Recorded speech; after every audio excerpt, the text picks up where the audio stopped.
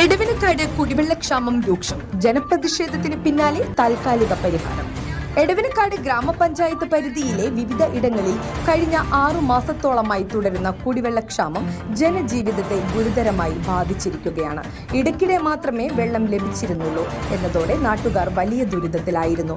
കഴിഞ്ഞ ഒരാഴ്ചയായി പൂർണ്ണമായും വെള്ളവിതരണം നിലച്ചതോടെ ജനങ്ങളിൽ ശക്തമായ പ്രതിഷേധം ഉയർന്നു. തുടർന്ന് നാട്ടുകാർ വാട്ടർ അതോറിറ്റി ടാങ്കിന് കീഴെ സമരം ആരംഭിച്ചു. വിഷയത്തിൽ പഞ്ചായത്ത് അധികൃതരെയും വാട്ടർ അതോറിറ്റി ഉദ്യോഗസ്ഥരെയും വിവരം അറിയിച്ചതിനെ തുടർന്ന് അടിയന്തര ഇടപെടൽ നടന്നു. അധികൃതരുടെ നിർദ്ദേശപ്രകാരം നായരമ്പലത്തേക്കുള്ള പമ്പിംഗ് താൽക്കാലികമായി നിർത്തി എടവനക്കാട് മേഖലയിലേക്ക് വെള്ളം തിരിച്ചുവിടാൻ തീരുമാനിച്ചു.